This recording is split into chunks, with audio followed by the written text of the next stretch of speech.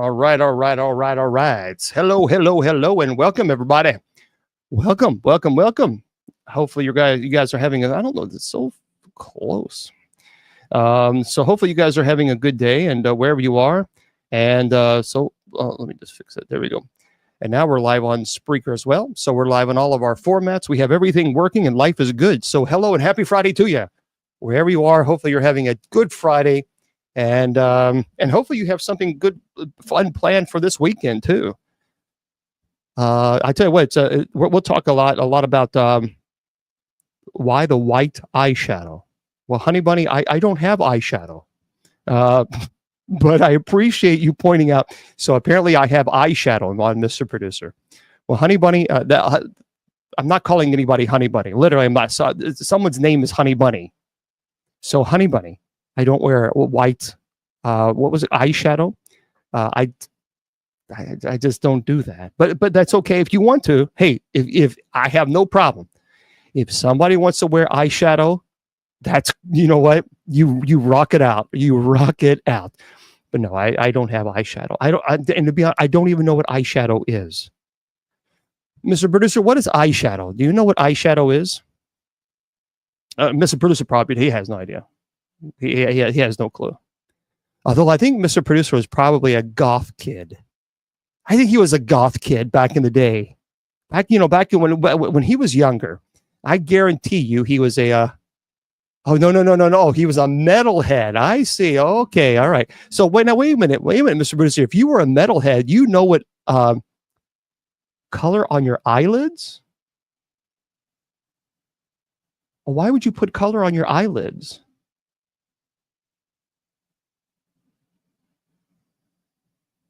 I don't know. I don't understand. You mean color on these, on your eyelids here? That's eyelashes. These are eyelids. I don't know. Anyway, so yeah, he's a metalhead. He's a metalhead. All right, everybody. So yeah, we're here, and we appreciate you guys being here. And hello to all of you. So as a matter of fact, let's go ahead and put a sub chat only on. That way, for Honey Bunny, you can look at my eyelids.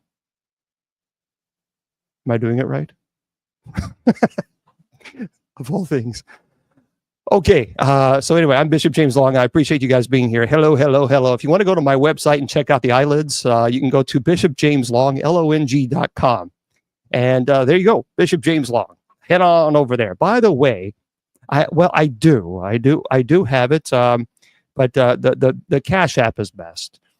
So if you want, folks, I want to remind everybody, if you want to take the classes for free, you can do that. But we'll do that in just a second. First, I want you to go to a website, and these are our sponsors. It is, of course, KGRAD as in dog, B as in bicycle.com. Make sure you go to that website, KGRADB.com. So please make sure you go there, KGRADB.com, and subscribe. But put Bishop as your promo code. Put Bishop. Make sure you put Bishop as your promo code, because you're going to get 30% off your subscription. So if you love the paranormal like I do, you definitely need to make sure you go over there and take advantage of that. Seriously. But don't forget, put Bishop as your promo code. Now, also, if you want to go to my website, if you really want to, you can. It's bishopjameslong.com. Okay, bishopjameslong.com. By the way, I have online classes now for free of charge. Free of charge. Everything's free. Free. Yeah. So anyway, if you want to go there, you can. Just go to bishopjameslong.com, click on the class link, and there you go. You're going to learn demonology, angelology, paranormal studies, and genealogy. The reason is I used to use this as a fundraiser. Thank you, Peggy. I used to do that as a fundraiser to help me get to people's homes. So I used to charge for 4 classes $49.99. It basically came to $12.50 a class. That's it. And of course, the trolls came out and were really nasty. So to prove a point to them, which it still didn't work because they're troll. They're just bad people. I just said, you know what? I'll give it for free. I'll give it away. Here, take it. So it's just kind of like making a point to the trolls, but still that didn't work. So that tells you right there, the trolls don't care. They don't care. I'm telling you, you could live in a cardboard box and there will be trolls that will tell you you don't even deserve the cardboard box. Honest to God, because they're just bad people. They're just good people in the world and there's bad people. Trolls are bad people. That's all there is to it. Now, if you want to go to the church's website, it's usocc.org, usocc.org. And tonight, by the way, we do have night prayer. So we'll have that later on. And we'll stop here, the show here on Facebook, YouTube, Twitter, KGRDB Radio, and Rumble. We'll stop here at around 8:50 p.m. Eastern. And then we go live again for our night prayer this evening at 9:45. All right. And I'll be on TikTok, by the way, tonight. I'll be on TikTok for night prayer. So if you want to join us, please do. Please do. And if you want to donate, listen, here's the deal. So yes, I've taken the expenses away to get into take the classes. A lot of work went into creating these classes. This wasn't just something thrown together. So this was a tremendous amount of work. And I have every right to charge whatever I want to charge because it's my work. But we have about 400 people since I made it free. We have about maybe about 400 people that have taken it, which I think is great. I think it's wonderful because education is important. We got to educate the people. Had those people had paid the $49.99, well, I mean, you can figure it out. That would be about $20,000. Now, I wasn't getting that. I was getting maybe $2 per month.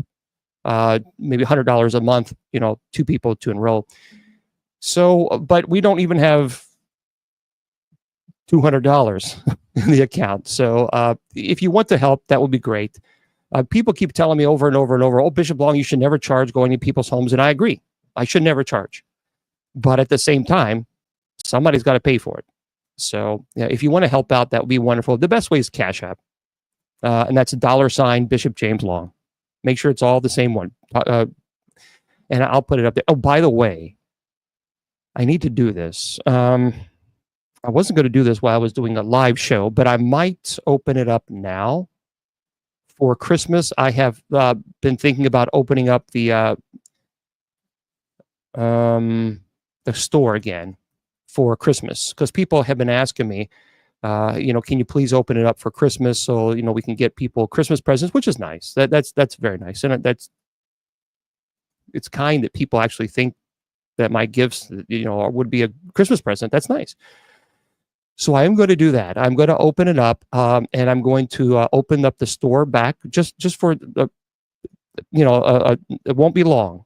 So, and I'll bless every item. So if you buy the items, I will bless them, and so I'll make sure I do that for you guys. So, matter of fact, I'm going to let me see how page settings. Maybe I don't know. There we go. So now it is up. Let me save it and publish it, and that way it's up there. So you can just go to bishopjameslong.com and you can click on the store link. There it is. So I will be I'll bless the items for you for free. You're not buying blessed items. That would be simony. So we don't do that. That's a big no-no. And wait a minute, it's telling me I gotta.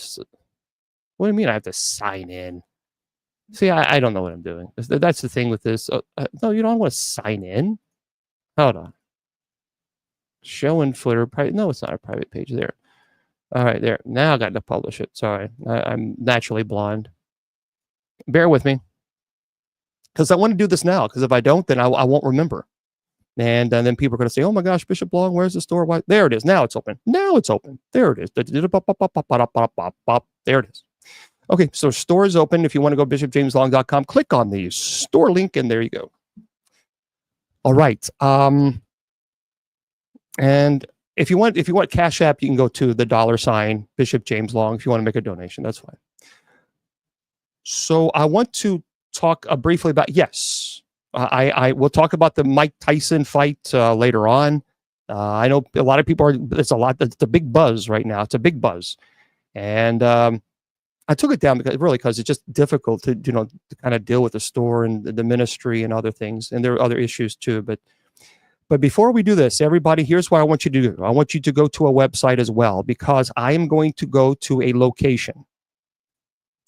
And I'm really excited about this. He is my buddy Bruce Tango.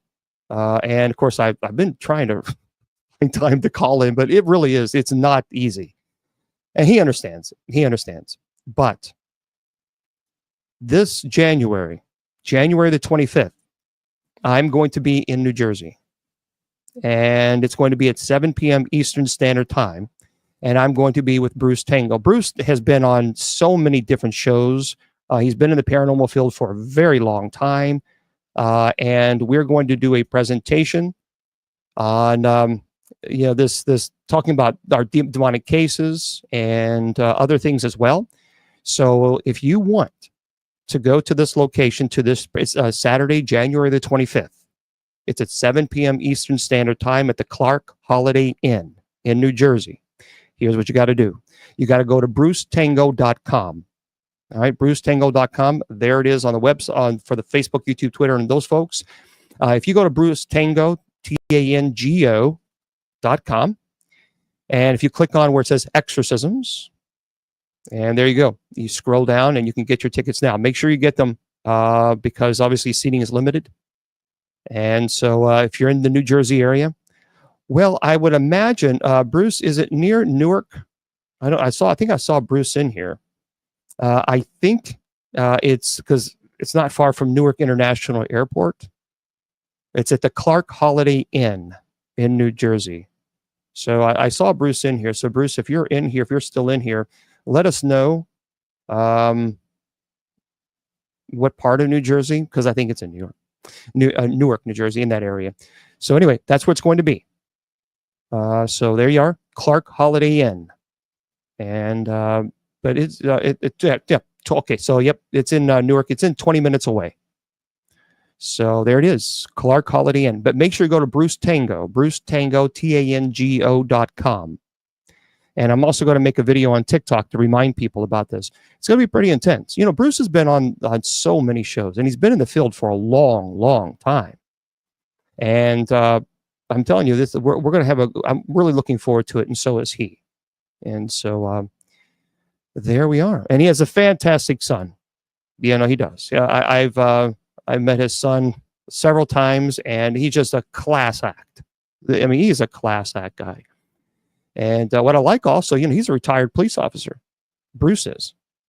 And he's been on TAPS, you know, he's been on Sci-Fi Channel as well. So, yeah, could be a lot of fun. Really looking forward to it. So don't forget, brucetango.com. Get your tickets today. So January 25th, fun time. Yeah, I'm aware that the Mike Tyson fight is tonight with Jake Paul, I believe. I remember Mike Tyson back in the heydays. I remember in the 90s, and I remember watching it, and I also remember people spending a lot of money for these pay-per-views, and it was sad because you really probably many times you got maybe one round of Mike Tyson coming in and knocking people out, and it was like, well, that's it. But yeah, he's 58 years old now, and I think Jake Paul is 28 or 29. So it's a big fight tonight. I'm going to be in night prayer, so that's where I'm going to be tonight. And hopefully, if you have nothing better to do, if you're like, nope, I don't care about this fight, spend time with us in the night prayer, and we'd love to have you guys. So again, night prayers tonight at 10 p.m. Eastern Standard Time. All right. Yeah, right. A lot of people didn't buy pay-per-view because he would. I mean, it was like one round. I remember the old Iron Mike Tyson, and it was literally one round. That was all you got. And it was like, really? That's it? Come on. But that was Iron Mike. Well, of course, he's also getting paid $20 million too. So, that's a pretty substantial amount of money. And so there we go. All right. Let's go into our presentation. Tonight, we're going to talk about a very, very serious topic. And I want to first say this. For some people, this may be a triggering presentation. So I'm letting everybody know this now. It is a very serious topic. And because of TikTok rules and regulations, I have to say certain words like unaliving instead of using the S word. You're not allowed to say that on TikTok. So there's a lot of things you can't say on TikTok. So unaliving. So if you are having thoughts of thinking that life is not worth living anymore, you're incorrect. You're incorrect. Life is worth living, and we definitely need you. And you're precious. You're special, no matter who you are, no matter what you're going through in life. So if you are having issues and you're thinking, having dark thoughts, I want you to. There's a text, or you can call. Either one. You can text or call, and it's 988. And so it's a crisis lifeline. It is free. And you can text 988 or you can call 988. Either way, help is there. Okay, so just please understand that unaliving, I had a friend. This was, I'd say, about 10 years ago or so. And he was a friend. He was a great man. He was a great guy, loved by a lot of people in the paranormal field. And there were some personal things that he struggled with. And he chose to unalive. And that was tough. That was very, very tough. So no matter what you're going through, no matter what you're going through, yeah, that's in the United States. There's hotlines everywhere in pretty much every country. Just to know that you're special, that you're needed. And I know I know what health, like for example, health issues. I get it. When you're so overwhelmed with health, hello there, Willie. When you're so overwhelmed with health issues, you kind of think to yourself, I can't listen. I deal with cluster headaches. Just Google cluster headaches, the history of them, chronic migraines, stenosis, degenerative disc disease, arthritis in the knees, ankles, and the neck from football. I get it. I understand it. I get it. So I understand pain. I understand body hurting. I get that too. But you just know that you're needed and you're necessary. Well, thank you, Maria. And you're needed here, and I'm glad that you are here, Maria. I'm glad that all of you are here. So let's talk about this topic. And this is why I have to make sure you guys understand this, because this topic is a very sensitive topic to discuss. And it is the Aokigahara forest. The Aokigahara forest in Japan is probably one of the most haunted locations in the world. There's a lot of people who go to this location because of its history. So one thing that I want to do is I want to teach you about the history of this forest and why this forest is allegedly so haunted. And not only is it so haunted, but why do people choose to go to that location to unalive themselves? And this is why I wanted to make sure you guys understood, the first part. Yeah, that's right. That's good. That's beautiful. Yeah, Brendan's saying if someone wants to, if you're in Ireland, reach out to him. Reach out to anybody. There's nothing that we can't help you with. We can help you with each other. All right. So, an alarming number of Japanese citizens have taken a dark pilgrimage to the Aokigahara forest. It's more commonly known as Japan's unaliving forest. And most commonly there are several methods that they do that, but we're not going to discuss that. And an untold number have wandered in and have never left. So beginning in the 1960s, between approximately 10 and 30 people each year spent their last living moments in this forest. It's at the base of Mount Fuji. And the number of unalivings has greatly increased recently. This place is one of the most famous places in the world. There's a lot of people that have gone to this. A lot of paranormal investigators go to this place. It's one of the most haunted locations in the world. Well, Janelle, I'm glad you're here with us. And seriously, if you're dealing with issues, send me a message on Facebook. Make sure you send it to the right one, and I'll talk to you. In 2003, there were 105 people that were discovered to have chosen to unalive, and comprehensive data on lives lost in the forest doesn't seem to have been released since 2003. That's not a good sign, primarily because there were so many people. But why there? Why is a small patch of serene forest the second most popular destination in the world to unalive oneself? Well, so we know that a lot of people have done this in this forest, in the Aokigahara forest. Movies have been made about this place, by the way, and we'll talk about that later on. But what about Japan in general? Because we have to give this a context to the land of the rising sun and why this happened. As recently as of 2017, Japan's unaliving rate was the 6th highest in the world and the second worst among 8 major industrialized nations. And the number of unalivings in Japan was 21,897 in 2016. And that was the lowest total in 22 years. But still, unaliving was the leading cause of death among people in ages between 15 and 39. So Japanese unaliving rates, why so high? Well, let's talk about this. And this is why, for my presentation, I don't believe in just doing oogie boogie scary stuff. I like to also educate, because it's important to understand why this place, the Aokigahara Forest, why, number one, it is one of the most haunted places in the world, and why that place historically is seen for the place to go to unfortunately make this terrible decision. For starters, unaliving is viewed differently in Japan than it is in the US. Now, this is beginning to change, which is good. But remember, there's cultural reasons. So Yoshinori Cho is the director of psychiatry department of Tikoyo University. It's in Kawasaki. Explains how, while in America, unaliving is almost always culturally viewed as shameful or something you shouldn't do, it can be seen as an honorable way in Japan, thanks to Japan's samurai tradition. Okay, so we have to talk about there's a term called seppuku.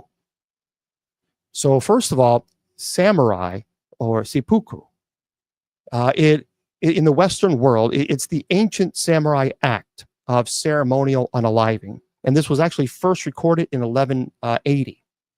So the samurai lived in a very strict code that was based on the old hardcore phrase, death before dishonor. So the samurai culture developed in the 12th and 13th centuries, distinct from the culture of the rest of the imperial Japan. They became these groups of warrior monks in a way. And in the samurai were bound by the code of Bushido. That means to unalive themselves rather than bring dishonor to themselves or their families.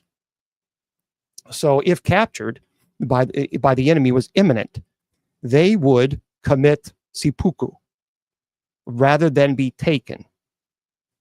And obviously, if they did this, that was seen as honorable. And if they had brought dishonor on themselves in a number of ways, done something unforgivable by the code, they would commit seppuku. So in 1945, after their defeat in World War II, many Japanese military officials and civilians, they chose to voluntarily commit seppuku out of resolute sense of pride and honor that refused to bend to the enemy. Okay, so again, this is why it's important to understand this. And here's how the ritual would begin. If time allowed and their enemy wasn't kicking in the doors and about to capture them. So prior to the event, the samurai would write a poem, a goodbye poem, because it was felt that the person facing imminent death was believed to have special insight into the nature of death and the value of life. And then a large white cushion would be placed, and witnesses would arrange themselves directly to one side. And the samurai, wearing a white kimono, would kneel on the pillow in a formal style. And behind and to the left of the samurai knelt his assistants. So a servant would place a wooden table before the samurai, which would contain wine, cup, a sheaf of washi. And washi is like a paper handmade from mulberry bark. and writing utensils, as well as the a kozuko, which is a blade. And although the samurai would be allowed to use his or her own sword if they choose, well, his primarily. And before committing seppuku, a samurai would write a poem, a death poem, which was considered important as a person facing, obviously imminent, that was believed to have special insight into the nature of death and the value of life. So the poem should be graceful and natural, usually in the theme of transient emotions. Okay. And again, this is why it's important to understand the history, because I don't believe in just talking about scary, ghostly apparitions without explaining the history of why people go to this location. And that's important because education is important. Even mentioning the samurai's impending death in the poem would be considered poor form and even uncouth. And this was also important for the samurai, as the poem would serve as a written glimpse into his nobility of character and how he wished to be remembered after he had passed away.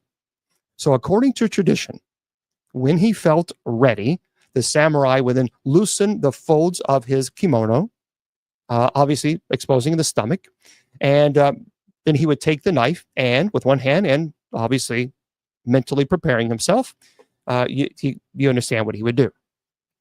And I'm not going to go into details because if I do, then I'll get banned on TikTok. So most samurai did not have to endure a lot of the agony, as the assistant would end very quickly as soon as the pain began.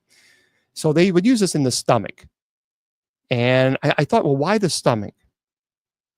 Well, the reason is they would use the stomach is because as the human spirit was believed to reside in the stomach.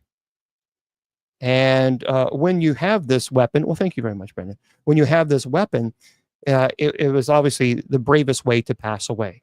So therefore, this act was a privilege reserved for the samurai. And by the way, commoners were not allowed to pass away in the way of a samurai. And there were other ways, obviously, but we're not going to talk about. That's not important here. That's not the point of this conversation. The real samurai tried to keep their composure, even on the brink of death, and show their strength and full control of their mind and body in the last moments. And any reputation of a samurai would be meaningless if they were to commit seppuku in a cowardly act. That would actually bring shame on the family, so they would never do it. It would always be, they would always do this in a way that it brings honor to the family. Now, there were circumstances where there wasn't enough time for the samurai to undergo the whole ritual of seppuku.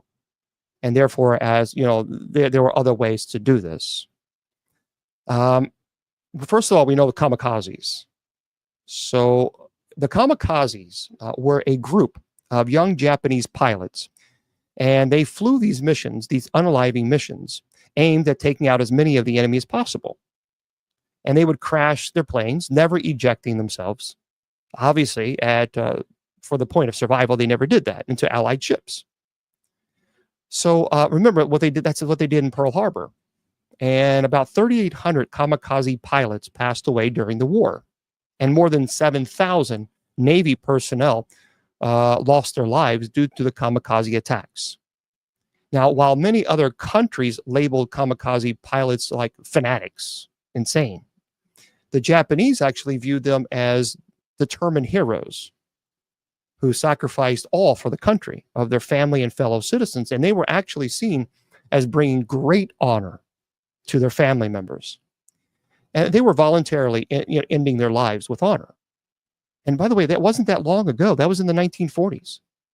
And this again reveals a very different perception regarding unaliving that we typically have in the States. So the word kamikaze is usually translated as divine wind.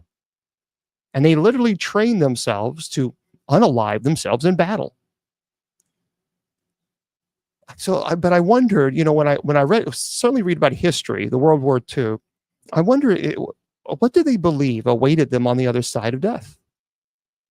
Well, it's interesting because the predominant religion historically in Japan is Shintoism. And it's the world's 5th largest religion. It's a religion of ritual and tradition.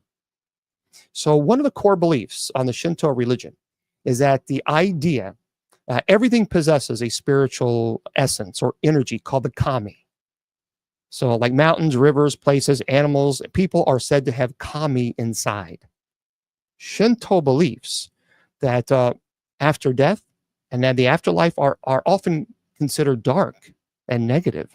The old traditions describe death as a dark underground realm with a river separating the living from the dead. And the images are very similar to Greek mythology and the concept of Hades and Norse mythology, and even the concept of hell. But Shinto traditions lean heavily on the concepts of the presence of kami and not reincarnation. So the spiritual energy or kami in everyone is released and recycled at the time of death. So the spirits live in another world, and the most sacred of which is called the other world of heaven. And these other worlds are not seen as a paradise or punishment. Instead, the worlds are simply where the spirits reside. And they can connect and visit the present world when people correctly perform rituals and festivals. So Shintoists believe that the ancient ancestral spirits will protect their descendants. So the prayers and rituals that are performed by living honor the dead and memorialize them. In return, by the way, the spirits of the dead offer protection and encouragement for the living. So Shintoism also views that some individuals live an exemplary life, that when they pass away, a noble warrior's death, and then you kind of make it to what's called the VIP section, if you will, of the afterlife. It's interesting because an article in Psychology Today titled Asian Honor and Unaliving, the difference between East and West. And from 2014, it talks about how in the West, given Christianity's view, unaliving has long been shrouded in shame and is actually viewed as one of the most grievous sins that you can commit because you can't ask for forgiveness once you've committed it. But in Eastern cultures, it's been seen as a way of atonement, of restoring honor like the samurai, and a way of protecting a family's legacy from being tarnished.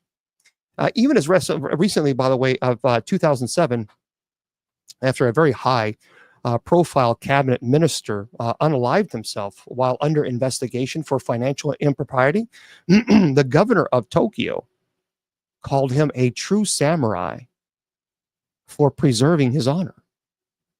You see, this is what's so fascinating about culture, is how they viewed it completely different how many of us may view it. And it's not looked at in the same way. It's one of the ultimate, many people say, sins and a shameful deed in the U.S., and it should not be done. But in traditional Japanese faith and culture, it actually is seen as erasing the misdeeds and wrongs of the life lived, and it leads to an enlightened soul. Now, I will say, Japan is trying to change this cultural attitude.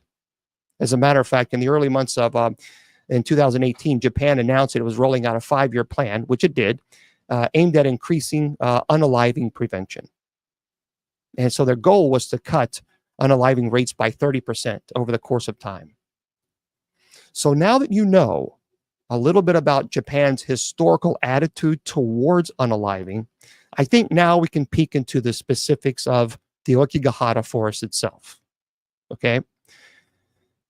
The Aokigahara forest, it lies at the base of Mount Fuji. And locally, it's known under the much less ominous name of Jukai, which is called Sea of Trees, because of the high density of trees that are green year-round. Now, Mount Fuji, that's Japan's holy mountain and national icon, is the tallest peak in the country, and its pristine, snow-capped, familiar shape is painted and imprinted on virtually everything you can imagine: flags and cups and hats and posters, ancient contemporary art. Its majestic image, it conjures a sense of awe that transcends time and culture. And when it's only 6 miles from the congested streets of Tokyo, by the way, it feels as though it's a world apart from the modern setting of the city. Now, Buddhists have also held that it is a powerful and spiritual place.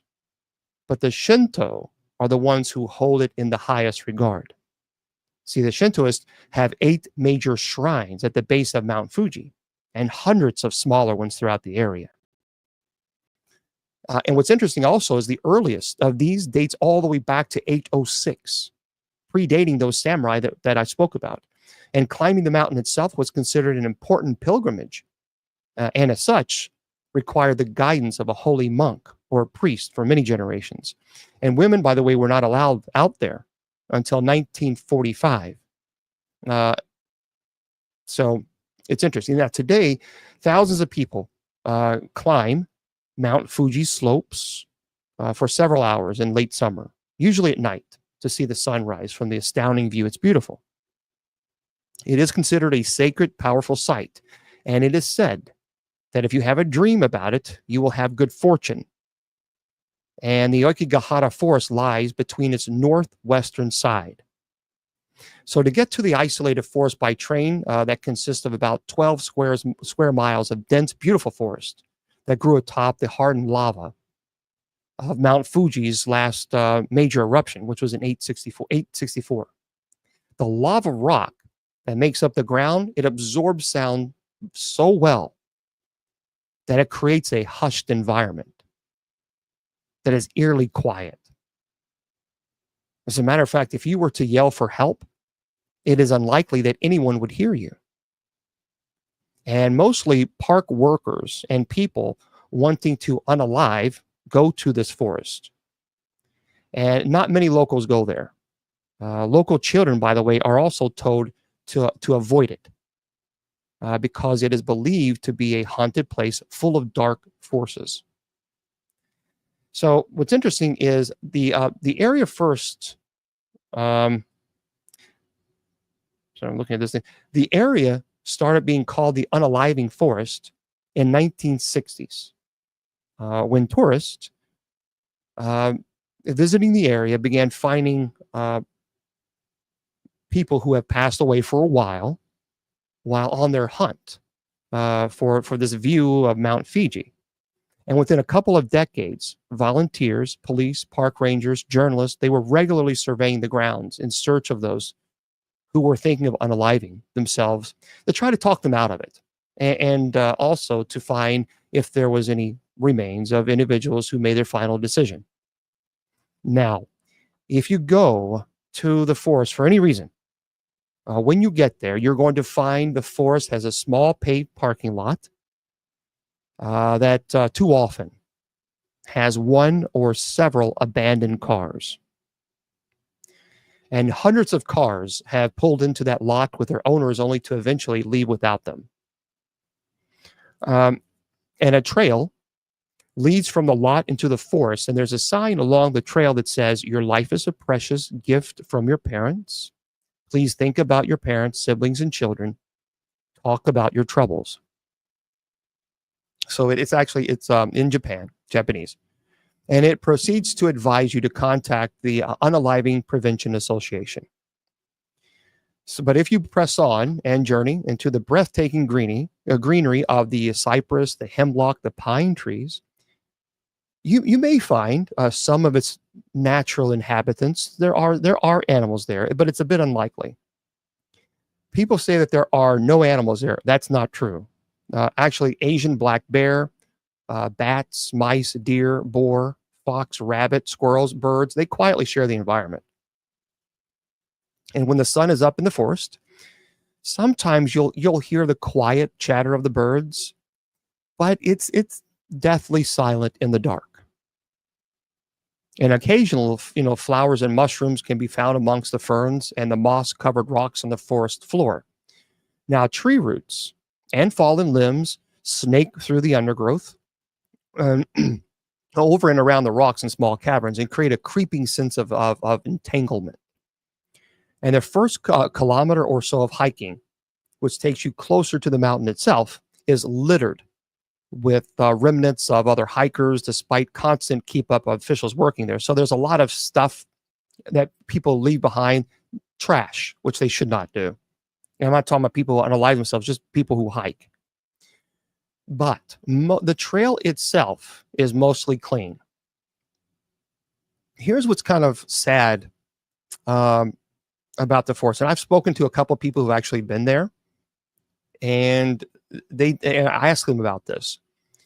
There are a lot of ribbons and ropes that are left tied to trees from previous visitors who marked their way back to the trail. And there are small pieces of garbage. Sometimes there's cut credit cards, um, pillboxes, occasional broken phone. And the reason that the reason that they had string on trees is they would wrap the string around a tree on from the trail, and they would walk into the forest. The forest is very disorienting. So if you're not careful, you can really lose your way, especially when you get into the forest, because there's just no way of knowing where the trail is because it's so easy to get disoriented. What happens is when people who go there with dark thoughts, they will put a string around the tree. Those are usually people who are going back and forth, who are struggling with this. A person who has made the decision doesn't put string on the tree. So what they'll do is they'll tie the string around the tree and they'll walk into the forest, because if they change their mind, and hopefully they do, they're able to find their way back to the trail itself. So obviously there's a lot of material things, personal property that people find.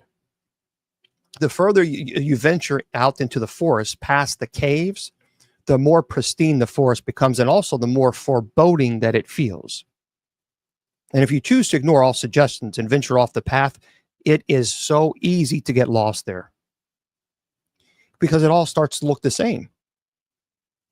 And so you'd have no idea where you came from, where you started, because while you think, well, I think that's where I came from, it all looks almost identical. And given that roughly 100 bodies have been found each year, although officials have quit posting the numbers in hopes of trying to tamper down the phenomena, for the last several years, the longer you wander lost through the forest, the greater your odds of encountering someone who has made that decision. There's people who have unalived themselves in many different ways, unfortunately.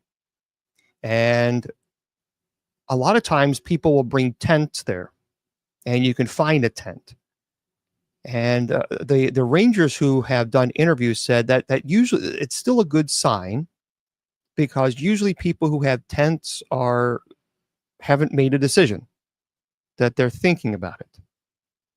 And when they find them, they try to find the person and talk to them and say, hey, look, come on, you don't need to do this, because, by the way, camping there is not allowed.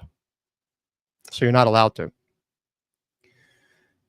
And there have been some cases where people have decided to drink too much alcohol. And it is believed that because of the alcohol and the disorientation, that a person fell. They have found people who have fallen and who have broken their legs and couldn't get out. And so ultimately several people have passed away that way. It's very disorienting. It's not a place you run. You can't run into the forest because it's not flat terrain. So it's very, very, if you go off of the path, it is very easy to twist your ankle, break your leg. It's really easy to do. So I was told by a friend of mine that went there once. They say that's one place you don't go there. Even during the daylight, it's really dangerous because it's slippery. And you can easily fall into a crevice that's 3 or 4 feet deep, and that would be it. So while the Japanese government is well aware of the high number of unalivings in this forest, short of just no longer letting anyone to the forest, there isn't much that can be done to stop it. Now, I did watch several years ago, I watched a short 20-minute Vice documentary on this forest, where a cameraman follows the nature guard Asusa Hayona on a walk through some of the grounds. And Hayona is a geologist who works in the forest as an environmental protector, and he regularly goes on patrol, sometimes finding people as well, in search of corpse, or to talk people down, say, hey, don't do this. And he lived in the area for about 30 years, has personally found quite a few individuals who have decided to unalive in 20 years. And Hayona claims that as many of the local rangers do, that he can likely guess who is coming for a nature hike, who is coming with indecision and doubt, and who is coming but never to leave. Well, thank you for subscribing. I appreciate that. So those who enter the forest, who are contemplating unaliving but haven't yet made their mind, often bring a tent, as I mentioned. They use a rope or a ribbon to mark their way back to the trail as they venture off to a secluded park of the wood to contemplate their fate. And their informal marker, they're everywhere in the forest, everywhere. And sometimes you can, I've talked to a buddy of mine and I asked him, did you see anyone there? And unfortunately they did. And he said it affected them pretty badly. And their informal markers are everywhere. And that's the bad part about it. You can see them. You can see the ribbons constantly.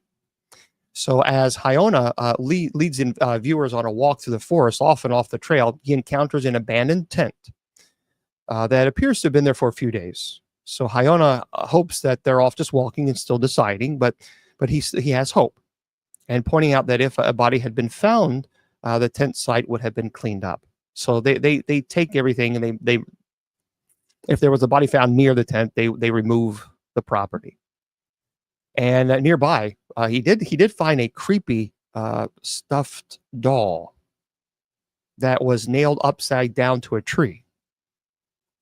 And the tree wears a striped suit, and its face is ripped up pretty badly, and nails are driven through its feet and hands. It's been crucified in an inverted position.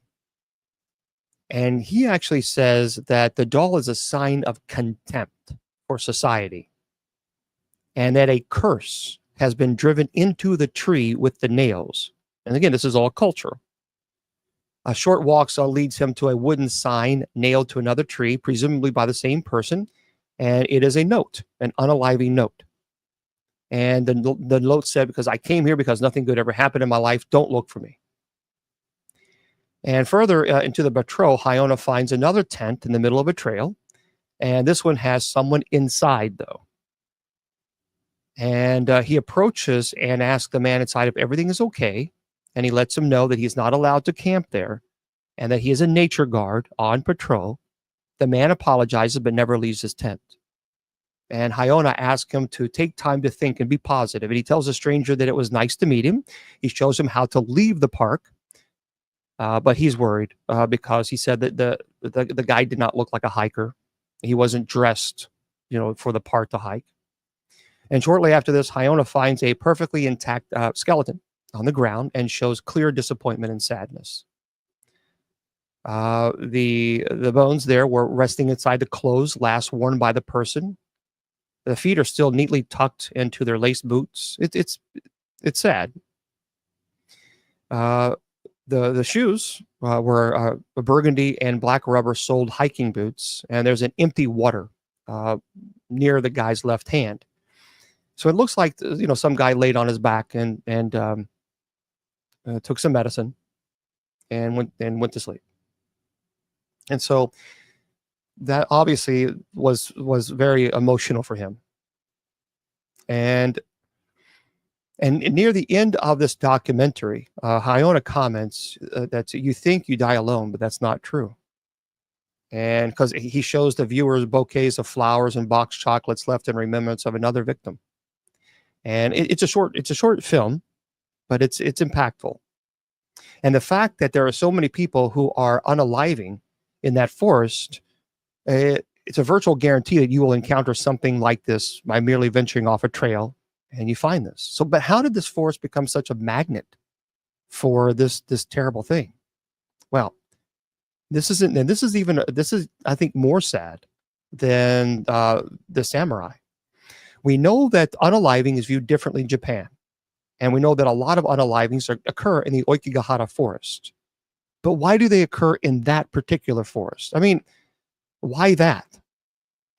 Why about all the locations in a country plagued by this? Why is it Aokigahara Forest the location choice? Well, it is it's a beautiful place. It's potentially tranquil, natural wonder. But remember, it's called the Black Sea of Trees.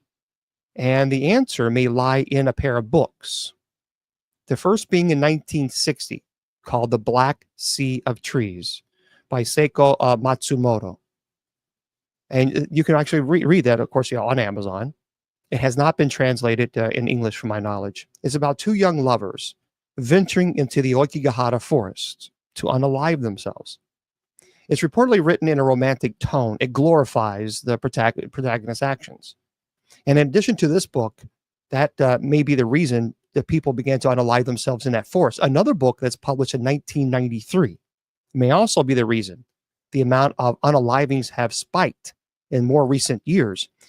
It is called The Complete Unaliving Manual by Wataru Tsurumi, which is terrible because it lists of all the options on how to do this.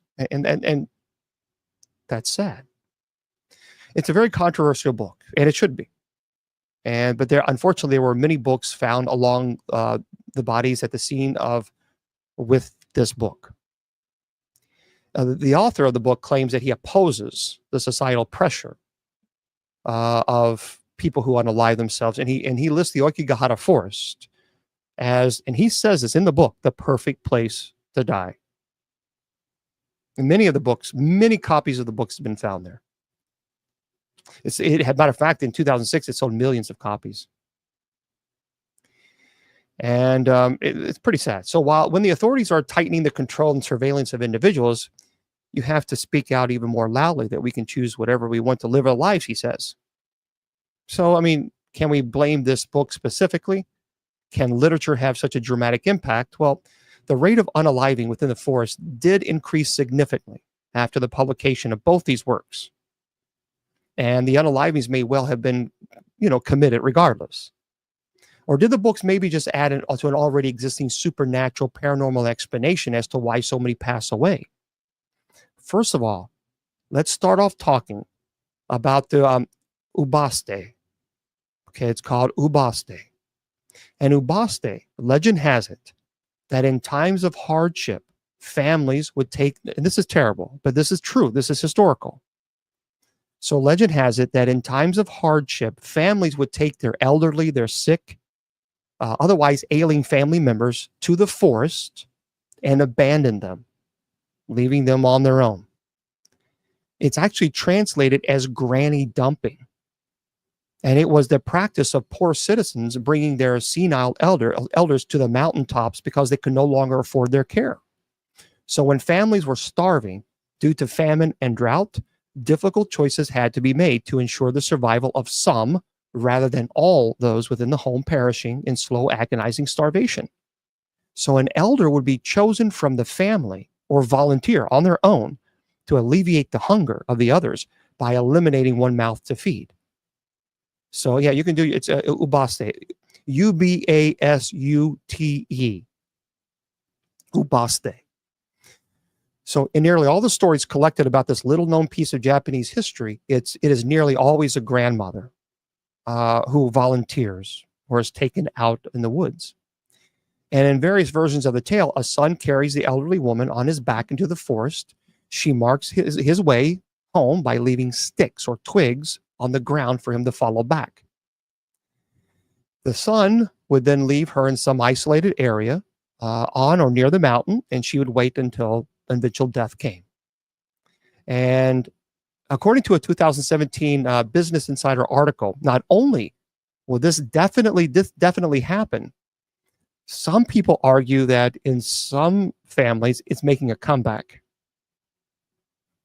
Today's amid Japan's demographic and economic woes, a form of ubaste is happening all over again. But modern day granny dumping doesn't involve hauling seniors to the sides of mountain, but driving them to hospitals or offices of nearby charities and essentially giving them up.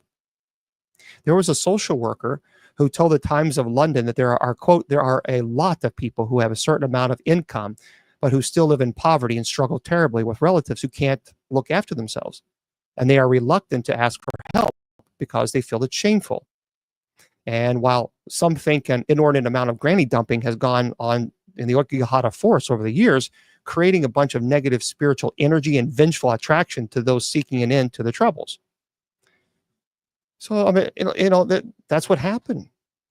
And just like the act of unaliving is looked at differently in Japanese culture than the United States and most other Western cultures, the concept of ghost is also viewed differently as well. So, for example, in 2013, Prime Minister Shinzo Abe displayed and voiced reluctance to move into his official residence because he felt a bad presence and he thought it was haunted. And actually, several of his predecessors did as well. And he wasn't mocked by the citizens at all. In fact, people basically thought, well, if it's haunted, then you should not live there. So they supported it.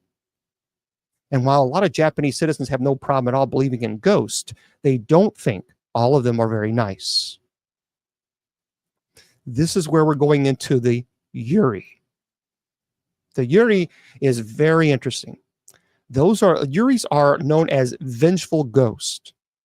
Spiritualists in Japan firmly believe that the forest is haunted by eery.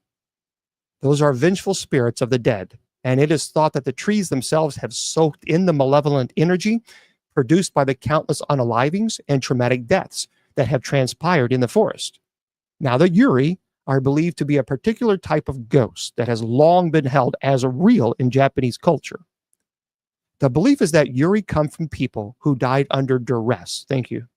Extreme sadness or anger were often the victims of unaliving. And they're the most dangerous of all ghosts. And they're believed to usually, but not always, be women, as traditional Japanese culture views women as being more emotional and therefore more capable of producing the extreme emotions required for the creation of these spirits. The eery, they are terrifyingly strong, capable of immense harm. And even more, they cannot be banished or exorcised. They can only be temporarily calmed according to Japanese culture. The eery run on desire alone.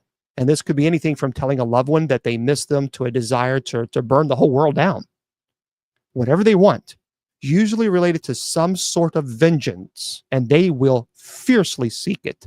Very much like demons, but they actually believe these are ghosts. Now, thankfully, they're believed to commonly be tied to specific objects or places, which allows people to generally avoid them. A lot of Japanese spiritualists believe that the unaliving forest, the Aokigahara forest, is basically a forest full of eerys. And if you've ever seen any Japanese or Japanese-inspired film, well, you know what these ghosts look like. Very much like the Grudge. The eery are pale women, usually dressed in a simple white dress of sorts. They have long, dark hair, often covering their faces and obscuring their identity. They move oddly and erratically. That's where the Grudge comes from.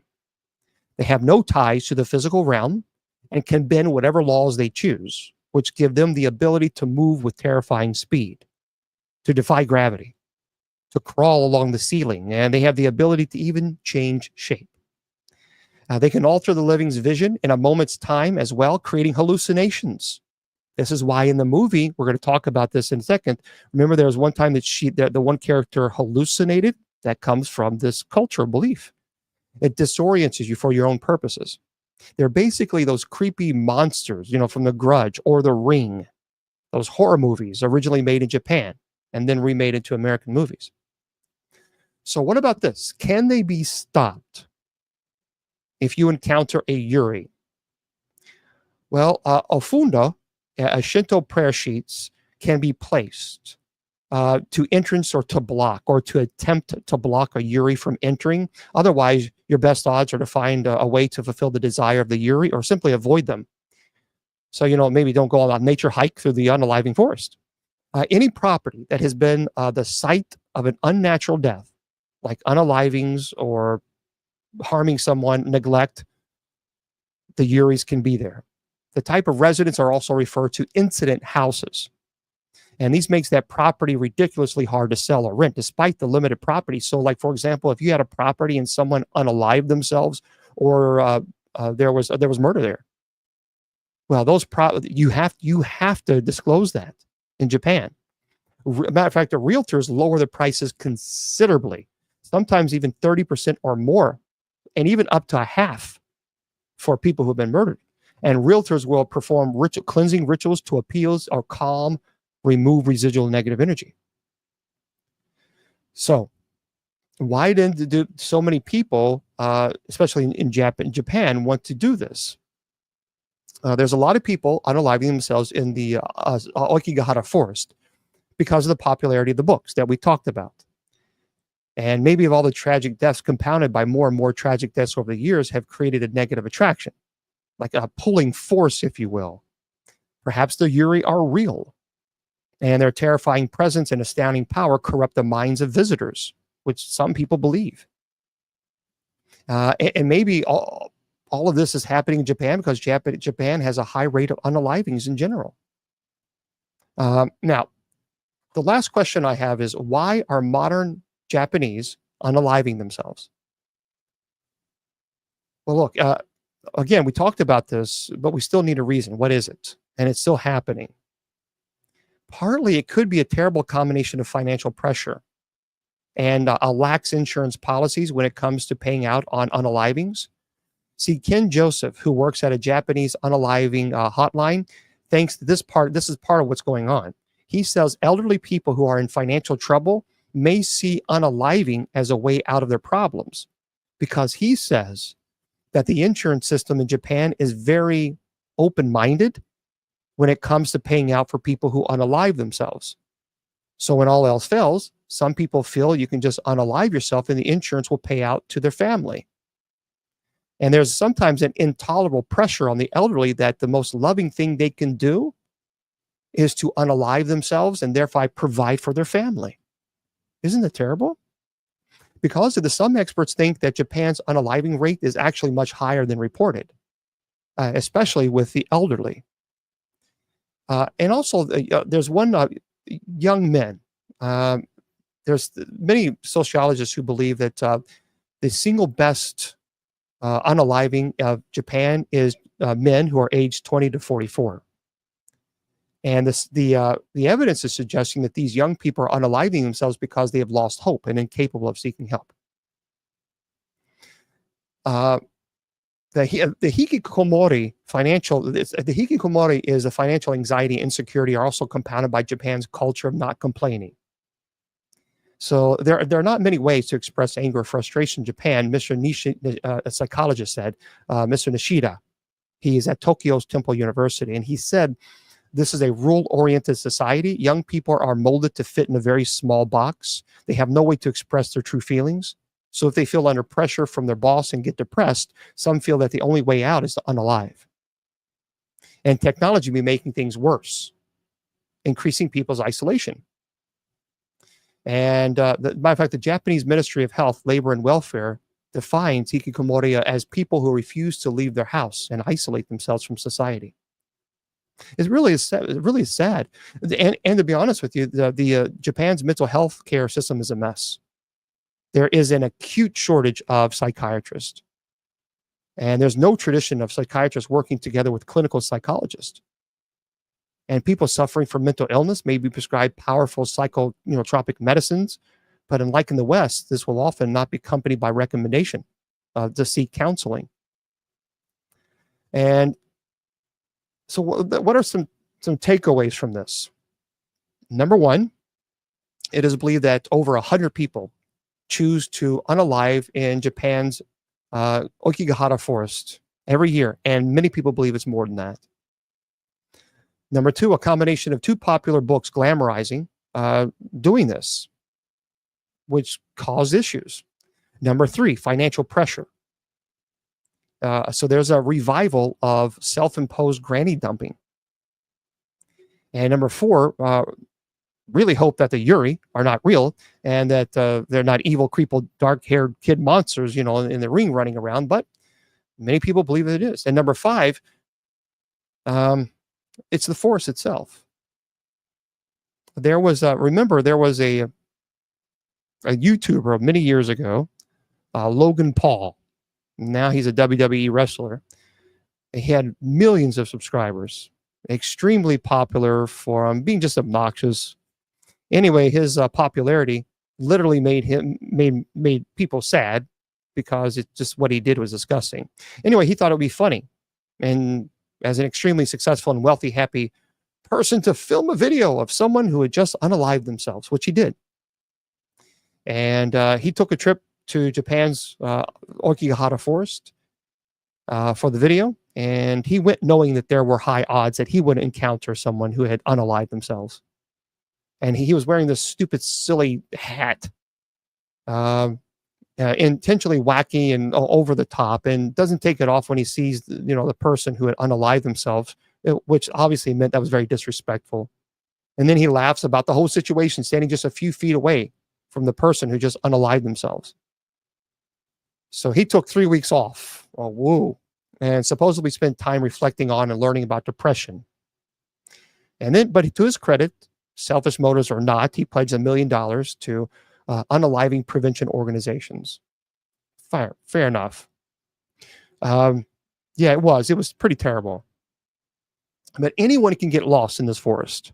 And by the way, GPS and compasses usually don't work because there is high iron deposits in the top soil. One woman stated that someone cut her tape intentionally, leaving her lost in this forest. Though she made it out, the question here is who cut her tape? Because she actually went in there thinking that maybe she was going to do it, but her tape was cut. Several people often hear chilling and abnormal screams while strolling through this forest. They believe that was the Yuri. Japan Times writer shared his experience in the unaliving forest, stating that he heard blood-curdling screams in the forest. And upon further research for the cause of the noise, he discovered, that there was nothing there. And he believed that was a Yuri trying to entice him to go further into the forest to get lost. And another one of the trademarks of the Aokigahara forest is ghost sightings. Numerous visitors have claimed to have seen various apparitions floating amid the trees. And obviously, because the forest is known for its notorious unaliving attempts by the people, doesn't imply that everyone who decides to do this meets their ending. It is deemed that only those people who would pass away, who the Yuri spirits of Aokigahara once dead.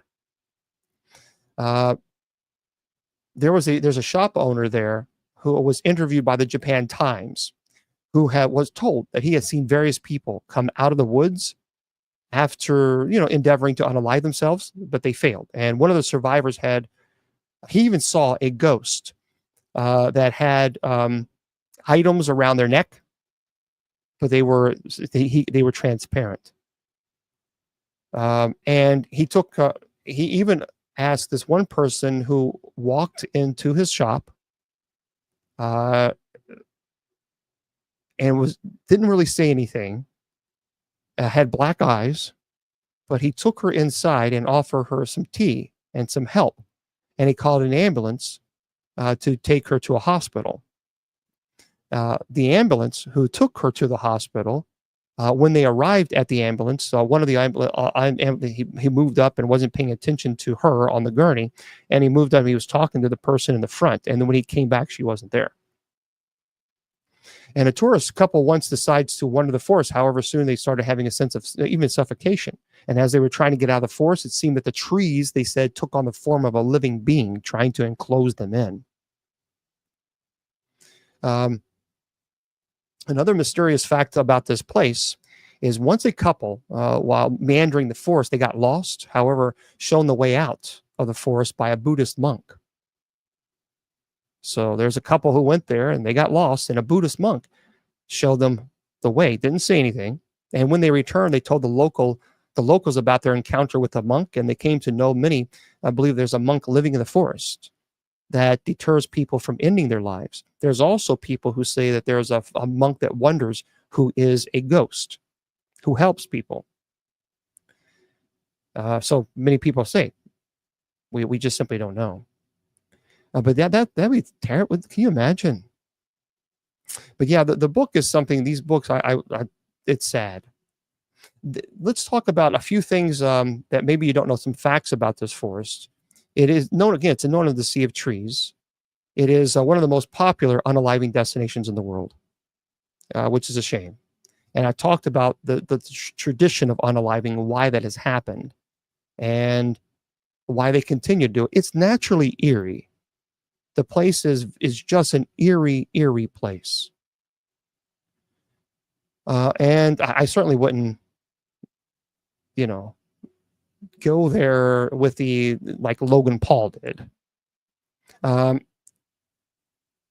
There's a lot of people who go there to camp or to go to Mount Fuji, which is fine. But you have to stay on the track. There are signs everywhere that says, do not leave the track. Stay on the track. But not everyone who goes there has an agenda of unaliving themselves. So you have to be careful about that, because again, if you go off the beaten path, you can get in some serious trouble, really serious trouble. There were some stories that I wanted to share with you about some people who've actually been there, and I want to share a couple of them with you guys. And the question that this person, Ashley Wallace, said, that what is it like to stay overnight in the Aokigahara forest? So this person says, in June of 2012, she says, I nearly missed the last bus of the Aokigahara. My younger sister and I emerged from the forest, sweaty with leaves and itchy things embedded in our clothes. We ran to the dilapidated stop across the road precisely 4 minutes before the very last bus of the day was to depart. And at that time, either one of us spoke Japanese well enough to describe what we found. We had been looking for a ranger station for hours and encountered not a single soul on the winding paths to tell their gruesome discovery. They say the trip started out innocently. They had booked accommodations at this area months before its a scenic view for Mount Fuji. There was a little eerie little town. They said it reminded a lot about the disaster movie Dante's Peak. The lake shore was scattered with large decaying fish. It was always seemed to be overcast. They said, to me, it looked as if it was a resort town that had slowly gone to ruin. Anyway, she says, my sister, bless her morbid little heart, had done research about the Aokigahara forest bordering Lake Saiko to the west, and insisted on hiking the trails. It was about a 45-minute bus ride from town. So figured, why not? For starters, they said it's a volcanic area. That means lava flowing created little pockets on the earth, so its effect dampening silence. And they said, while I was there, I heard no bird song or rustling of leaves in the wind, complete silence.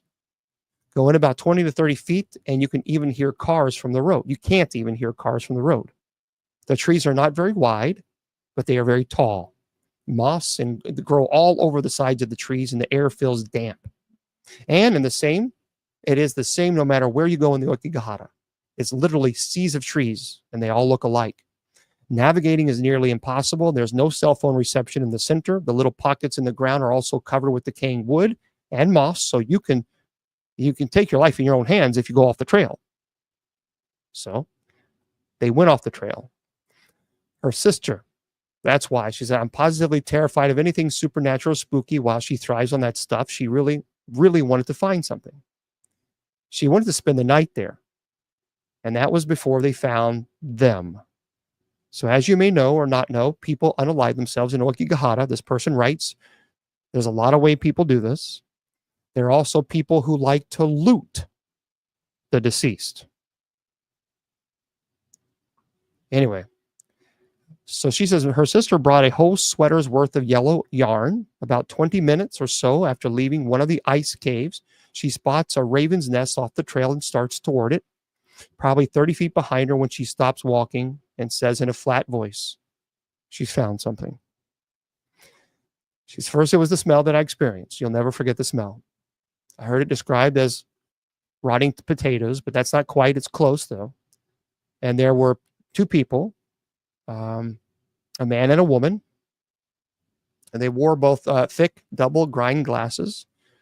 Some other things that they did. She didn't touch or move anything, and to check to see if for who they were. And they had a green and black backpack on, was lying on. It looked like they were the first people to stumble on them. They were panicking, they said, realized that we had neglected to tie the string to the path. And now they were lost. So they were lost, and they just see two people who unalived themselves, and they don't know how to get back. Cell phones have no reception. GPS doesn't work. Sister is coming to terms with how horrific seeing someone who had unalived themselves actually is, and starting to get dark. They said that we rope off the area with the bodies in it, and being to spiral out, hoping to intersect with a path before running out of string. And finally, we find it. Tie the string off for a park ranger to find. We run as fast as we could down the path. At this point, I wanted out, managed to get to the bus stop in time. We tried pantomiming to the bus driver with very bad Japanese, but he didn't take him seriously. And he just asked to see our tickets before motioning us to sit down. And they said, don't spend the night in Aokigahara. There are real people who have passed away there. There are people who still go there and who are considering unaliving. And that was quite frightening to them. Another case, another story that I want to share with you, because again, we're talking about the Aokigahara forest. And I'll open the chat up in just a second for everybody on TikTok. So there was I talked about the curse in the Vice documentary. There was also a cut tape. So again, this is by Johnny Brayson. And the forest is very easy to get lost in. It says, with compass and GPS often not working under its canopy, believed to be due to high iron deposits in the soil. For this reason, people entering the forest will string along tape behind them so they can find their way back. But there are stories of people having their tape deliberately cut, leaving them completely lost in the woods. Many people believe that was the eery who does this. Also, the mysterious scream occurs. People often report hearing blood-curdling, unnatural screams while wandering in the forest, said to be made by the eery. A writer told Japan Times of an incident where he heard a terrifying scream in the forest, and when he went searching for the source of the noise, he came upon a deceased person at the base of a tree, but the deceased person had been there for quite some time. At the apparition, another hallmark of the forest is that there have been supposedly literal ghost sightings, with visitors sometimes claiming to see white figures drifting between the trees. When the sci-fi paranormal investigation show Destination Truth investigated the forest, they may have caught one of these apparitions on camera. Was it a eery? Trick of the light? We don't know. There's also tragic encounters. Someone who enters the forest with the intent to unalive sometimes do leave. In an interview with Japan Times, Hideo Watanabe, who owns a shop at the entrance of the forest, reveals that he's seen numerous people exit the forest after attempting to unalive themselves. He's called ambulance for people. There's another story called An Invitation from Beyond.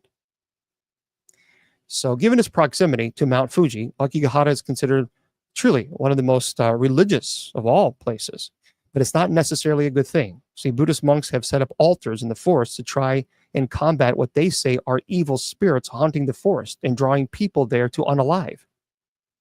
And one Buddhist monk named Kiyomol was visiting the forest to set up an altar when he told the New Zealand Herald, the spirits are calling people here to unalive themselves, the spirits of the people who have unalived before.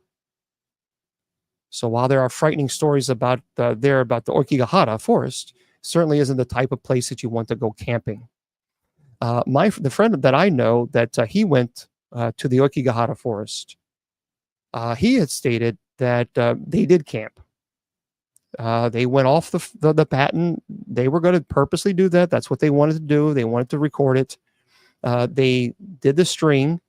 The string, thankfully, he said, was not cut. But they went off the beaten path, which they're not supposed to do, and they went further into the forest. They set the tent up. Everything he said was fine. It was quiet. They didn't have any cell phone service. They didn't have anything. So he recorded, just noises if they could hear anything. And they did hear a scream. They wanted to check it out, but they didn't know how far this scream was. But he described it as not a natural scream. It wasn't natural. He said he didn't come from a person. And I kept asking, well, what do you mean? He's like, I can't explain it. It was just unnatural, and it did not come from a person. That's what he kept saying. It did not come from a person. But he was shaken up about that. He was really shaken up by this. And they caught several EVPs. And I asked one thing I was curious about is, were the EVPs in English or Japan? They actually caught both. And you absolutely hear a Class A EVP. Class A means it's like you can clearly hear it. It said, "Leave now." And he claims that occurred before they heard the scream. And that was the only thing that was the biggest thing. I don't want to say only thing as if that's, diminishing it. I mean, that would be terrifying anyway. But it was Class A EVP. It was in English. "Leave now." And that's when this blood curdling scream, and he couldn't describe it. And it could have been an animal. He said, no. He said, this was not an animal. He said it sounded human, but it was distorted, really unnatural, such a high pitch that no human being could do it, unless maybe Mariah Carey or something like that. But it was blood curdling, and he won't ever go back, ever. As a matter of fact, even when I talked to him about this, he was really uncomfortable, even discussing. So it certainly changed his perspective on things. He was the type of person that liked to go to whatever. It doesn't matter. The scarier, the better. Matter of fact, it scared him so much that he doesn't do a lot of paranormal investigating anymore, because it frightened him that much. And that's a pretty frightening story. But this is what happens in this forest. It is a beautiful forest, but it's also a forest that is quite frightening. And it's something that should be avoided. And remember that these are real people that have chosen to unalive themselves. So there's a couple movies. There is The Forest, which I've seen, and that was in 2016. For those of you who don't know, at first I didn't like it because I didn't know a whole lot about the Aokigahara forest. But as I've learned more and more about it, especially about the eerys and how they entice you to visit, then I'm like, okay, this makes sense. And even when there's a part in the scene I will just say at the end of it, at the end of the movie, towards the end of the movie, there was a scene where she's hallucinating. She had the main character had a traumatic event in her life, and the eery at that point caused a hallucination. And because of that hallucination, it caused her to do something terrible. And so, but I'm not going to, for those of you who don't know, I'm not going to tell you what happened. If you have not seen it, it's called The Forest. It's an hour and 30 minutes long, but just remember the eery. So if you watch it, the eery is very important to understand, and what it means and what the cultural belief is. When you understand that, then you're like, okay, I get it. There's another movie called Sea of Trees. Sea of Trees is a more, I think, not so much of a frightening movie, eerie. It's more so of a, it's more emotional, I think, than it is a boo, scary kind of story. You know what I mean? I think that's the best way to put it. Have you guys, have anyone seen that, The Sea of Trees? But it's pretty intense. I mean, it's it's called Sea of Trees. Yeah, the eery is spelled Yury. REI. So if you've seen the Grudge or The Ring, those are Yuri's. And so YUREI. So if you have not seen the movie, what I would encourage you to do first is learn about the Yuri's. That's really important, because once you learn about the Yuri's, the movie The Forest will make a lot more sense. So that's what I would encourage if you have not seen it. It is the Forest is an interesting story from a psychological perspective, even from a cultural perspective. So if you've not seen it, it's called, first of all, The Sea of Trees is 2015. It's more of a mystery, emotional. It's not so much paranormal, but the Sea of Trees is more that.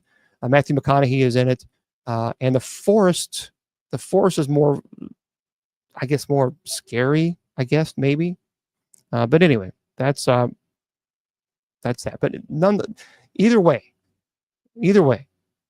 we know that that's not the, obviously that unaliving is not the answer under any circumstances.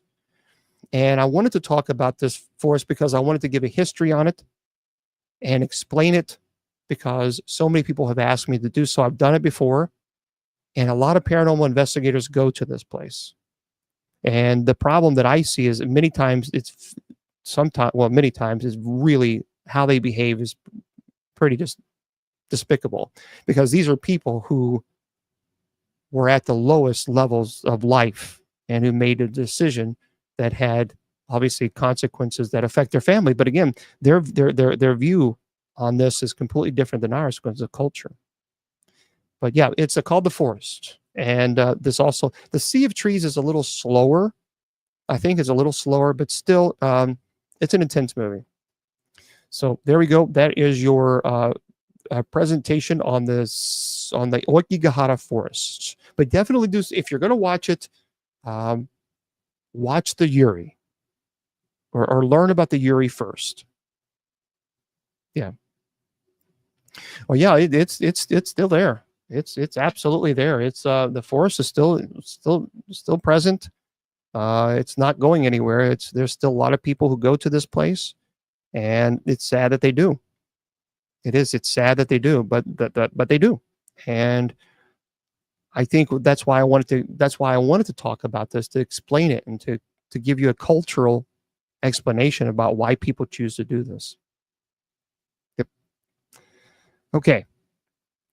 So hopefully that answers the questions, because a lot of people were asking about it, and hopefully that people are happy with that. Okay. All right. So if you have any questions, we'll get into them. If not, then we'll go into our other presentations. How's that? Because we have a lot to cover tonight. I'm going to remind everybody that we do have night prayer coming up. Well, and at 9:45 we go live on Spreaker, and then we go 9:50 we go live again on TikTok. So just remember that. Okay, so hopefully you've enjoyed this. I know it's a tough topic, but a lot of people have asked me to do it and said, okay, I'll do it. So there we go. Now you have the rest of the story. Yeah, I think I love history, and I'm the type of person that it's easy to do a story about the oogie boogie scary. That's easy. That doesn't take anybody can do that. I like to do presentations that require you to think a little bit. And it's education to me. The education is very important. So hopefully you enjoyed it. All right. So for those of you just joining, don't forget, everybody, I'm not leaving yet, but don't forget that we have, I'll be in January the 25th. January the 25th, I will be in New Jersey, and hopefully you'll join us. I'll be with Bruce Tango.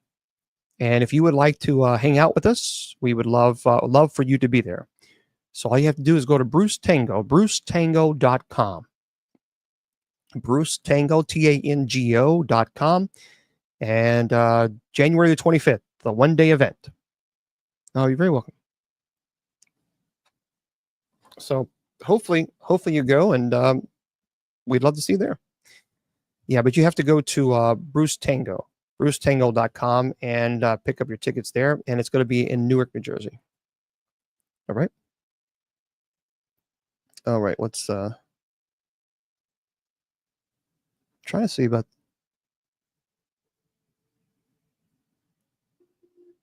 Yeah, I'm looking at the royalty free. These are royalty free Facebook and YouTube. You have to make sure they understand that. Okay. There we go. Royalty free music. Let's get into some topics, some articles that I want to share with you guys. BruceTango.com. Don't forget BruceTango.com. Okay. I tell you what, guys, this is something is happening here with this. I think it is. Maybe I'm wrong, but I think something is happening with this UFO stuff because it's becoming. I don't know. I don't know what's going on. It's intriguing, isn't it? Yeah. Yeah. One should never unalive themselves. Never. Because that's not the answer. So no. And if one is, then speak to me. Well, sometimes 3 knocks. When I was with Zach many years ago on the Bobby Mackey's episodes, he came to the church and I told him he was having scratches of 3s and he was having other issues. I was telling him, well, that's a mocking of the Trinity. And of course, then everybody was saying, oh my gosh, I have mockings of the Trinity. That's. I was like, no, there's other things that he had going on that clearly was, okay, there's something going on here. But listen to this. Yeah, it's a beautiful statue, isn't it? Good old St. Michael. For those who can't see it.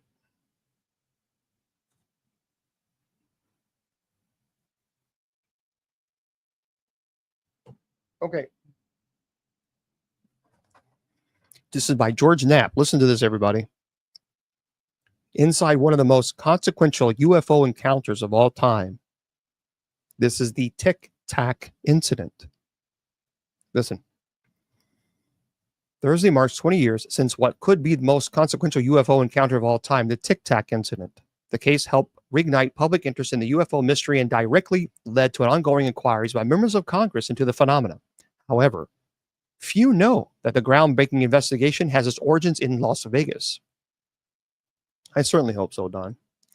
Pentagon officials did their best to downplay the incident as the U.S. Navy didn't bother to investigate, but the Tic Tac incident did lead to a significant investigation, even if the public wasn't made aware until years later.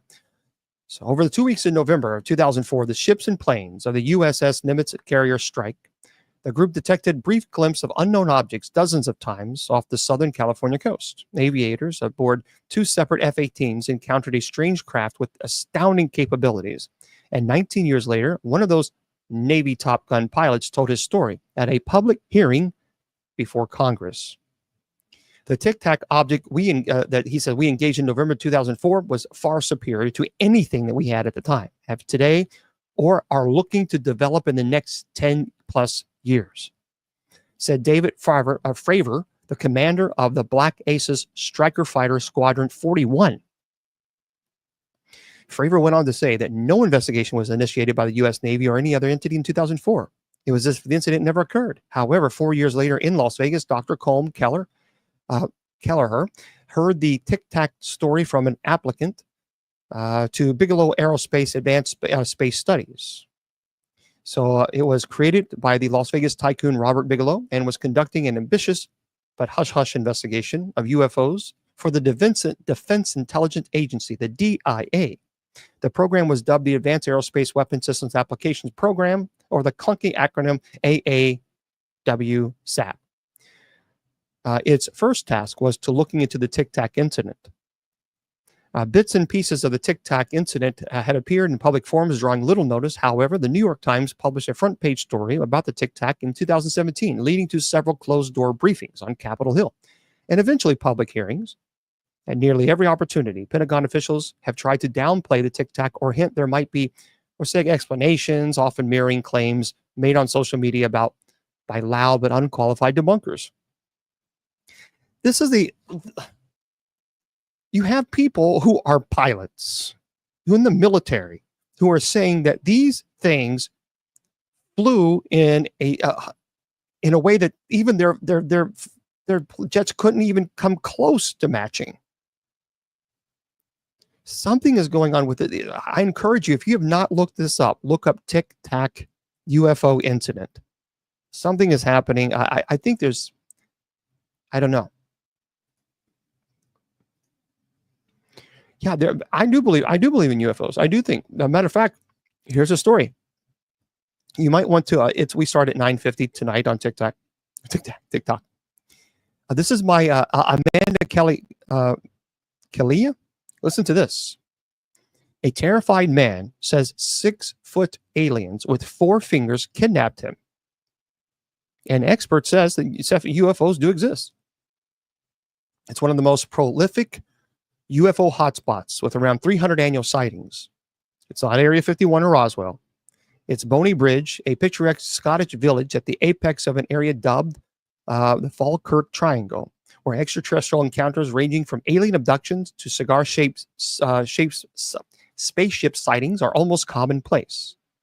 It is known as the Roswell of Scotland, and compared to the Bermuda Triangle because of speculation that it's a window to another dimension. Intense UFO activity has sparked government investigation and pleas for help to 4 prime ministers. Says, I've been doing this job for 45 years, and I honestly believe that somewhere in the skies of this planet, we are dealing with non-human intelligence, says UFO expert Malcolm Robinson, who says NASA, the American government, and Pentagon have all investigated extraterrestrial sightings. As part of a new documentary series showing on Blaze, experts from around the world have tried to uncover why UFO activity in the Falkirk Triangle, located above the cities of Falkirk, Glasgow, and Edinburgh, is so intense. A terrifying encounter in 1992 saw friends Gary Wood and Colin Wright claim that they were taken prisoner by extraterrestrials in a flying saucer as they drove towards Tarbrax, a South Lanarkshire village, to deliver a satellite TV system to a pal. It's about 10 p.m. when they spotted a block object in the sky above them. It had no lights. It was round at the bottom, had 3 parts, and was 30 foot wide. The friends blacked out for what they believe 10 to 15 seconds, coming to with their car facing in the opposite direction. Checking the time, they'd almost lost an hour. Secret government X-Files contain a 2-page report on what became known as the A-70 incident. Sent to the Ministry of Defense UFO desk in 1996, 4 years after the encounter. Yep. Headline, Unexplained Aerial Sighting. It's based on evidence published by Mr. Wood, then a 33-year-old ambulance technician from Edinburgh. Malcolm Robinson says days after the incident, both men found scars on their bodies that weren't there before. Their wives refused to believe them. Their colleagues at work refused to believe them.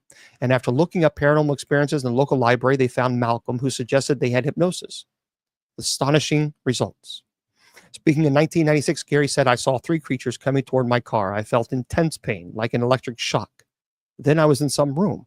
I saw these things like wee men moving about, doing something to me. I could only see up. And then this 6-foot creature approached. It was like a white gray in color with large head and dark eyes with a long, slender neck, very slim shoulders and waist. And they were either ribs or folds of skin on its body. The arms were like ours, but there were 4 very long fingers. By the 1900s, the MOD's UFO unit was being inundated with reports of Falkirk Triangle sightings, and public outcry intensified. The thing is there's so many people that's experiencing this stuff that I think so many people want to just dismiss it and say, no, that's just ridiculous. I don't know. I don't think it is. I don't think it is ridiculous because something is happening. So I believe something is absolutely happening. We don't know what it is. But as a matter of fact, of course, you know that recently that we had a big, huge thing here on Capitol Hill in the United States. But this is interesting, because I want to talk about this. And this is by Lauren Acton. If you're hoping to spot a UFO zipping across the evening sky, there is one major U.S. city where your chances are highest. New research has revealed. Phoenix, Arizona. has been ranked as America's supernatural hotspot with a whopping 323 sightings in the last decade, according to data from the National UFO Reporting Center compiled by Bet Us. Here's the deal. We just recently had a hearing on Capitol Hill, and these are people who were in the military, high-ranking retired military officers.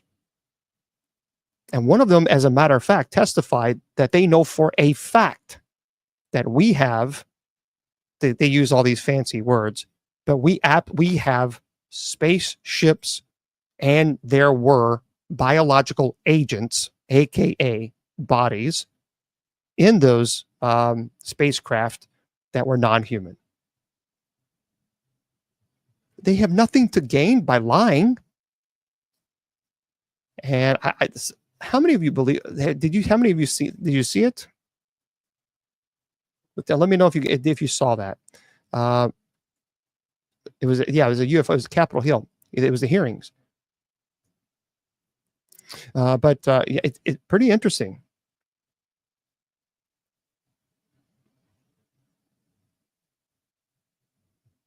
Oh yeah, you've seen it is on. You can go on YouTube and you can actually watch it. Here's what I do know. Something is happening to where Congress is now hearing more testimony. Okay, listen. This is how. If this was not credible, Congress would not waste money on this. They would just say, it's ridiculous. We're not wasting our time. We got other things to worry about. The fact that they are hearing these and they're taking them seriously tells me that they know something more than we don't know. Well, that they're not telling us. I believe that there's something there. I truly do. Because if they looked at the evidence, then they clearly see the evidence. And even because many times they don't provide that evidence in public, they have it behind closed doors and private meetings, they call it. Well, if they see it and they're like, okay, this is ridiculous. There's nothing here. We're not wasting our time. The fact that they're having hearings on this, multiple hearings, it kind of gives me an impression that they're slowly trying to introduce to the general public that there is a real distinct possibility that we are, in fact, being visited by some species other than ours. Because if all of a sudden they just throw it out there, they'd be afraid that there would be a mass panic. But if they do it, drip style, slowly, then it kind of it causes us to kind of get used to it. There's something going on. Because Eric Lagata on USA Today is reporting Congress has heard more testimony about UFOs, and this was just published. So the hearing, which surpassed 2 hours, represented Congress' latest foray in the topic of UFOs, following another round of testimony that they did in July of 2023. Legislators have spent the past year pushing laws to boost UAP transparency.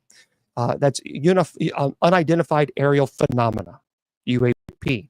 It's the new UFO label, with one seeking to create a civilian reporting mechanisms and one directing the executive branch to declassify records. But elected officials and UAP transparency advocates says it's not enough, that the military intelligence communities have dragged their feet in releasing what they know. Now, one witness who testified, Luis Elizondo, he's a former military intelligence officer. Let me say that again. There's a lot of people going on YouTube or on TikTok or whatever saying, oh, these don't exist. Okay, you're giving an opinion based on what? This individual has testified. He is a former military intelligence officer, which means he knew and he knows a lot more than what we do. And he said, and I quote, "We are not alone in the cosmos." This is a former military intelligence officer. So I think it says here the question of military, whether intelligent alien life is visiting us on Earth and whether the government is covering up is no longer a topic reserved solely for conspiracy theories. Congressional leaders continue to pay serious heed, according to the author, and it's true, to the possibility that not only are unexplained objects violating U.S. airspace, but that the military has spent decades covertly recovering craft to bolster its own technology. On Wednesday, which was just recently, a new slate of witnesses provided fresh testimony on precisely these concerns during a joint hearing by subcommittees of the House Oversight Committee. The hearing, which surpassed 2 hours, represented Congress' latest foray into the topic of UFOs. And by the way, the title, if you want to know, it's called Unidentified Anomalous Phenomena, Exposing the Truth. The UAP acronym, I thought it was aerial, but it's anomalous, is the official term the government now uses to refer to the unexplained phenomenon instead of UFO. In her opening remarks, Nancy Mace, a Republican, South Carolina, laid out just why another hearing was needed: to call upon the transparency from the executive branch and intelligence agencies that long have been guarded about classified UFO information. And of the Department of Defense and its Pentagon headquarters, Mace said the organization's reputation for secrecy is not a track record that instills trust among the public. She's right. I mean, it's time to, we need to start speaking about this. But there were professionals. There was a matter of fact, a retired admiral. It's just during a training exercise that year taking place of the East Coast, Gallaudet described an email. And Gallaudet, by the way, is a retired rear admiral in the U.S. Navy. And he testified that this, he says here in an email he received when he was serving as the U.S. Navy's chief meteorologist, the email warned about multiple near mid-air collisions, attached and now declassified video of a UAP captured by a Navy FA-18 aircraft.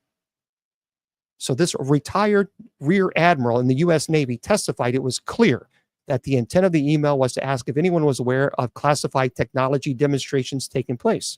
But the next day, he said an email disappeared from his account. No explanations. You know what? Something is happening. Yeah, that's the thing. I mean, even the Pope said that it doesn't invalidate Christianity if these beings exist. Look, I've said it for years. I think there's something there. I absolutely think there's something there because we have the most modern technology in the world. I mean, our fighter jets are top notch, billions of dollars. And yet there are UAPs that are flying in an intelligent way where our fighters cannot keep up. Do you realize how unbelievable that is? And our Mr. Producer said the big factor is this: will higher ranking congressional members who have classification to enter a SCIF view these SAP programs, and can they ever be declassified to their level? See, I don't know. I think people are smart enough. We figured it out. There's something going on. There's something there. When you have F-18 fighter jets, when you have trained pilots who cannot keep up with these UAPs, people say, well, it's a balloon. A balloon doesn't travel faster than an F-18. Come on. So, and not only that, but these things are going in water and coming out. Something is happening. And that's frightening. That's very frightening if you think about it, that the best fighter jets that we have are tracking these, whatever these things are, and we can't keep up with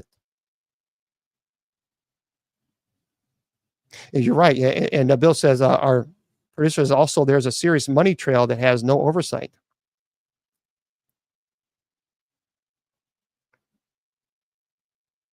Let's say Lou said they can move 3 Gs. Oh, 1 to 3. Oh, Lou said that they can move 1 to 3,000 Gs. Oh my goodness, come on. That's not a balloon. That is, I can't even wrap my mind around this. So I think people with half a brain, I think we know something is happening here where our fighter jets can't keep up with these things. And so people say, well, it's other technology. It's other. For example, it could be Russia technology, or I'm sorry, that doesn't cut it. That doesn't cut it with me. Yeah, and you're right. As a matter of fact, remember this: people have reported seeing these things. There have been There's a 747 captain, I believe it was Japanese Airlines. It affected him so much. He said this object, I think, was the size of 3 football fields. It was this massive, gigantic metallic object he described. And he said on a 747 that this thing was maneuvering in ways that they could not. There's no way. And he even made a report. That's how affected he was by this. So I'm telling you, there's something. Yeah, there's something. I think there's something going on. Oh, sure. I think we have. I think our technology is so. But here's what you know. What? Here's what I don't understand. Now, explain this to me. People say it is our technology doing this. Okay. Here's what I have a problem with. Now, I'm a big space nerd. I'm a big space nerd. Yeah. So, and that's okay. The last time a U.S. space aircraft landed on the moon was in 1972. Okay. I went to space camp too. Explain this to me. Why are they acting like we've never been to the moon before? 1972, folks, 52 years ago. 52 years ago was the last time that we landed on the moon. But yet they're acting like that we don't have technology to land on it today. Well, it's going to take time. What do you mean it's going to take time? We had the technology, didn't in 1972. Why are we acting like we've never been there? Something is very strange with that. Seriously, they're acting like they've never been to the moon. Well, we got to get the technology. It's expensive. Of course it's expensive. But why 52 years ago and we're acting like, well, we need more technology, updated tech. We've been there, haven't we? All right, friends, I'm going to stick with TikToks for just a little longer, but unfortunately, for those of you on Facebook, YouTube, Twitter, Twitch, Instagram, Rumble, and KGRADB Radio, I'm going to have to say goodbye to you guys. And I know it breaks my heart because we're just getting good, but don't worry, we'll be here every single Friday at 7 p.m. Eastern. Remember, my friends, I tell you all the time, your value does not decrease based on someone's inability or refusal to see your worth. You are priceless, and never let any troll or UFO tell you otherwise. Good night.